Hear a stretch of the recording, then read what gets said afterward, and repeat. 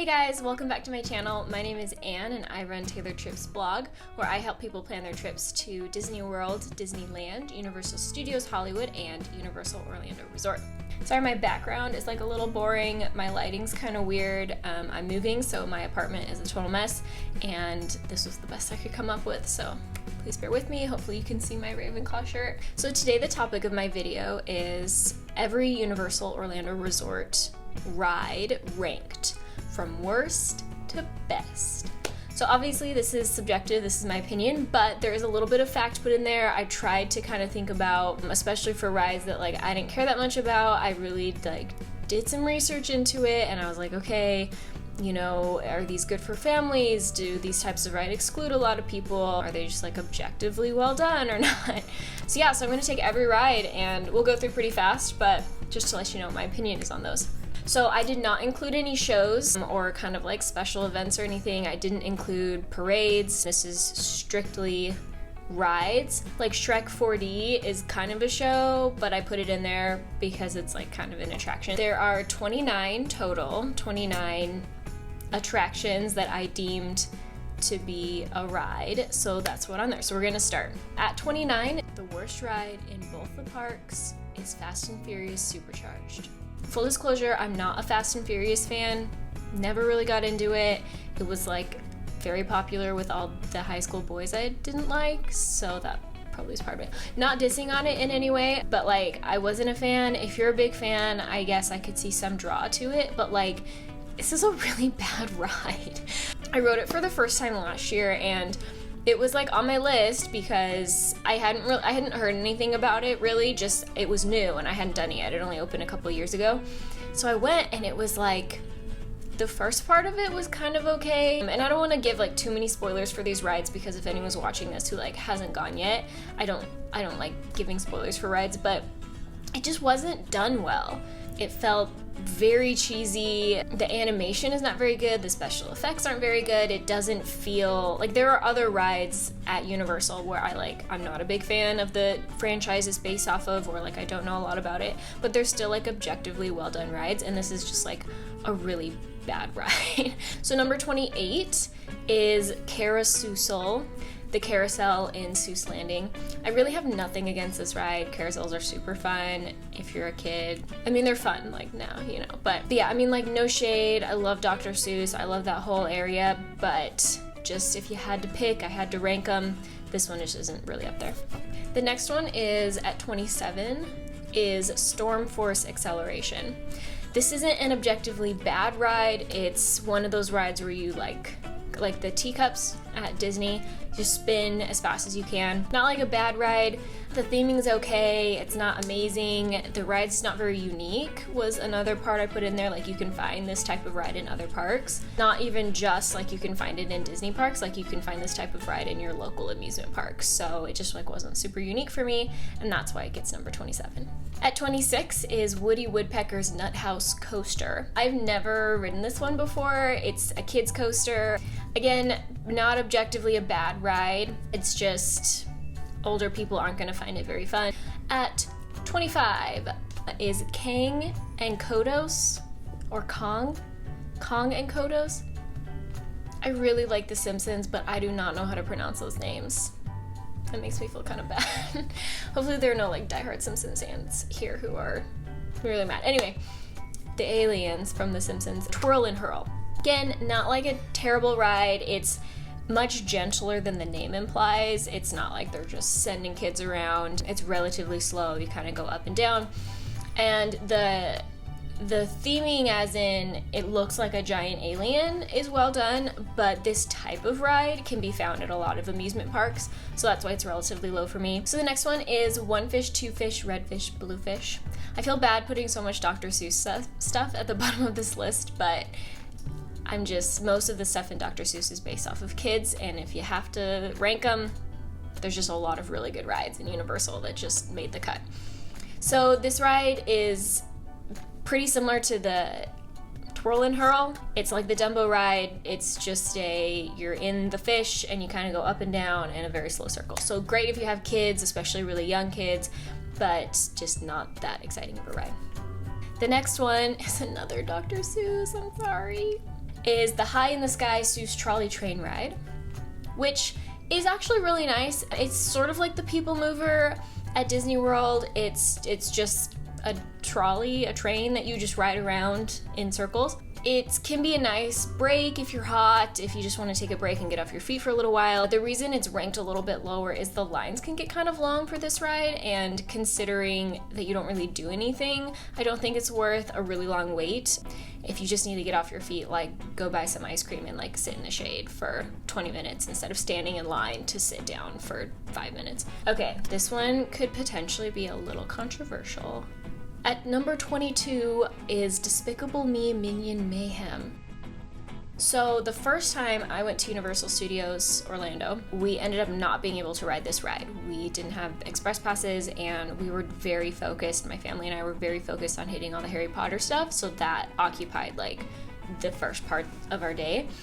And Despicable Me gets crazy long lines, and it just like was not worth it for us to stand in line. This last time I went, I actually got express passes with my family, which was pretty cool. I'll do another video on the worthiness of those, I guess. But because of that, we were able to ride this, and I'm not really sure exactly what it was. It's not a bad, it's a new ride. It's not a bad ride. It's one of those 4D kind of virtual reality roller coaster type of things, and I actually really like those. I think they're super fun. I think the technology is really cool. I don't know if it was how hyped up it was, the fact that the lines are so long, you just kind of assume it's going to be really good. I just wasn't very impressed when I went on it.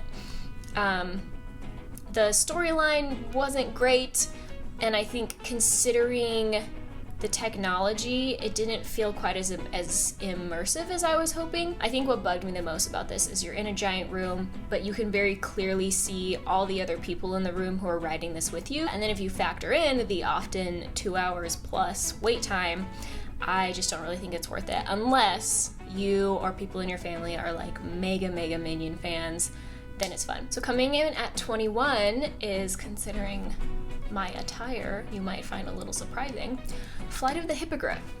It's so crazy that a Harry Potter ride is not in my top 5, but yeah. So this one again is it's not like a bad ride, it just is always a little bit of a letdown for me. The queue is really cool. It does offer some really awesome details. You get to walk by Hagrid's hut and see some really cool stuff. Like if you're a Harry Potter fan, absolutely you gotta do this at least a few times. And like the views you get of the Hogwarts castle are really cool. But I think what kind of puts this down for me is the line can get super long. There's very little shade in the line, and the ride itself is very short. Even if you know how long it is ahead of time, it's like you wait forever and you finally get strapped in and you're like, okay, awesome. And then it's like you go up this little hill and you have a couple of little dips and you flip around and then like you're done. Just kind of always leaves me wanting more, but like not in a good way. The next one coming in at number 20 is Shrek 4D. I love Shrek, love the Shrek movies. My family, we religiously watch Shrek. We really like them. I think honestly the pre-show alone is like pretty funny. It's nice once you actually get inside to be in a very air-conditioned area. But the things that knock it down for me is first, the line outside is not super well ventilated. A lot of it is in the sun. And then once you wait in line for a really long time, you're like dying to get off your feet. The whole pre-show is standing only, which is a little bit of a bummer when you're like really hot and you're kind of shifting your weight because your feet are so sore. So it'd be nice to be able to just like sit down right away, but you don't do that. The pre-show is like standing. The show itself is really funny. It has like all the Shrek humor that we know and love, but the seats and the movements that happen are like kind of annoying. Kind of oh, my seat is shaking like a lot. So that puts it down at number 20 for me. Next one at number 19 is the Pteranodon Flyers. I've never actually ridden this ride because it does have a height requirement. You have to be under a certain height. It's for kids only, but I've heard really good things about it. It actually looks pretty cool. Like everyone in my family is always like, I wish we could ride that. Number 18 is the Cat in the Hat. I really like this ride. Honestly, as I'm reading this list, I'm like, why is that so low? But they're just, again, a lot of really good rides. And if you're a Dr. Seuss fan, you have to ride it at least once. I think it's well done. It's kind of just that, yeah, like nostalgic old style animatronics, and it's kind of weird and it's funky, and you just sit back and relax and kind of watch Can the Heck Go By. I really like this one. So number 17, I have Dudley Do Right's Ripsaw Falls. This is our first water ride. This is like an objectively fun ride. There's a good hill. Well, there's probably a couple of good hills. You get super wet, which I guess can be good or bad depending on who you are. It just never really wows me as much as some of the other ones. The seating also is like, it's very uncomfortable. Not very uncomfortable, it's very tight. But yeah, that last hill's pretty good, so, you know. So at number 16, I have Dr. Doom's Fearfall. This one I also have never been on because I am not a big drop person. But yeah, I've heard really good things about it. I've heard it's really fun. The theming's done really well. I'll probably never go on it, but if you like those free fall drops, it's a good one. At number 15, I have Hollywood Rip Ride Rocket.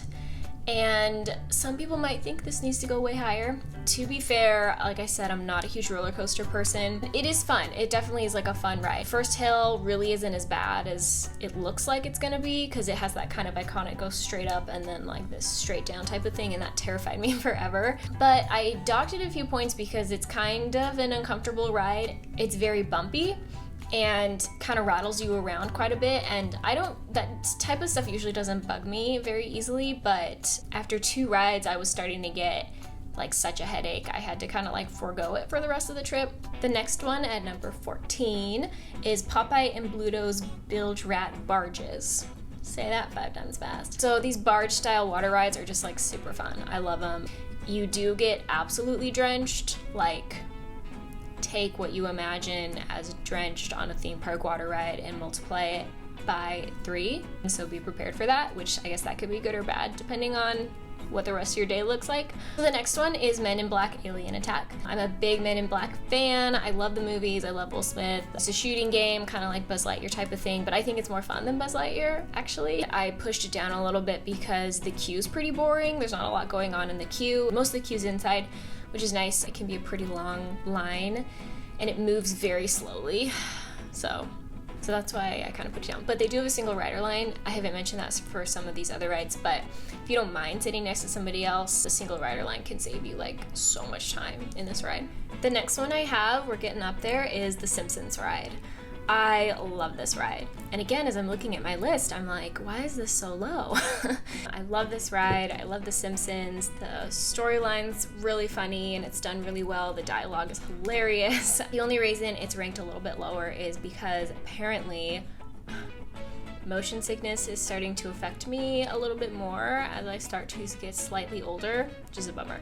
If you have motion sickness at all or you're like really prone to that, this one definitely triggers it in people really easily, so keep that in mind.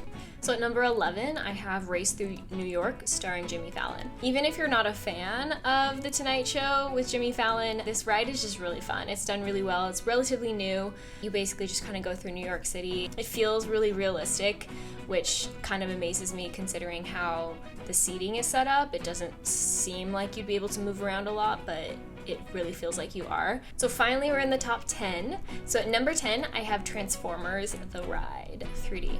I'm not a huge fan of the Transformers franchise, full disclosure. It's okay. It just like went on for a really long time. I don't know. But the ride's awesome. It uses some really, really cool like 4D technology. The ride vehicle, it's kind of similar to the Spider-Man ride, which I'm gonna talk about later. It was very immersive. It can be a little jarring for like young kids and older guests, but like overall I feel like it's just like an objectively like really well done ride, and the technology's super cool. I say that for like the 3rd time. So at number 9, I have Skull Island Reign of Kong. This one's really cool too. It's sort of a half animated, half set type of ride. The set design is like mind-blowing. It's so good. The set design's really cool. The queue's like really creepy, but it's really cool. The lines can get kind of long, so it's good earlier in the morning, but they can vary a little bit, especially towards the end of the day. I think the lines tend to get really short, so if you can't fit it in the morning, I would do it towards the end of the day. So at number 8, I have Hogwarts Express.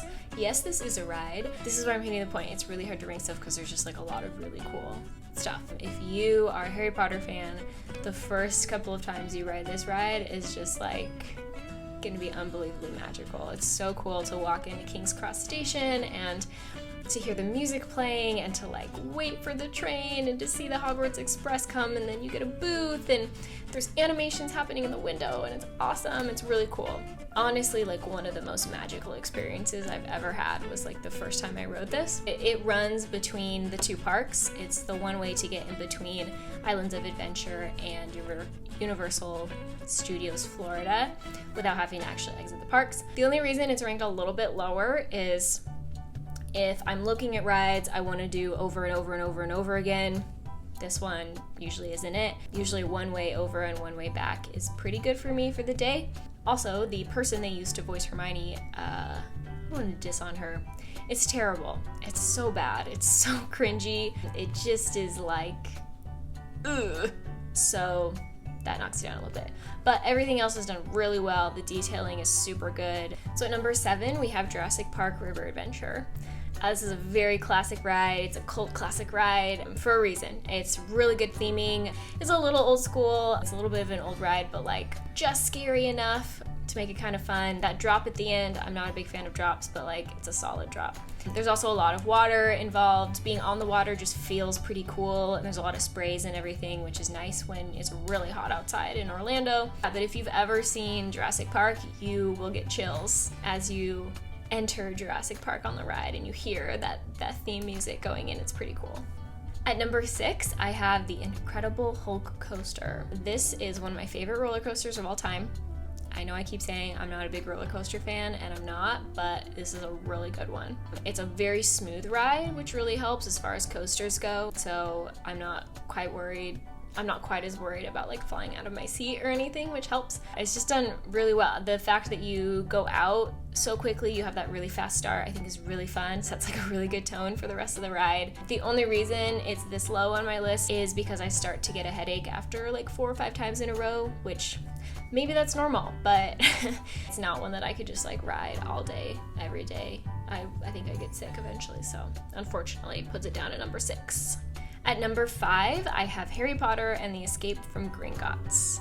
This is actually the very first ride I ever rode in Universal Studios Orlando, and I was the first person of the day on the ride, which was so cool. I was like in my Ravenclaw robes, and we had like power walked down here, and I'd planned ahead of time so we didn't have to go to the lockers, and like it was a really cool moment. So it's really special to me for that reason, but it's just like it's a good ride. The theming is really, really good. It's so cool to walk through Gringotts. I know usually you're like rushing through, especially at the beginning of the day, but like if you can slow down and look at some of the theming in the queue, this is not a bad ride to be in if you're in a really long line, because the theming is just like incredible. There's so many details. It's really, really cool. They did a very good job. Just like do an awesome job of transporting you into the Harry Potter universe, which is all I want out of every day of my life, basically. The ride itself is really fun. I don't want to say intense as in like it's scary, but it's like a little intense, but like in a good way, and some of the special effects are just like, they're really cool,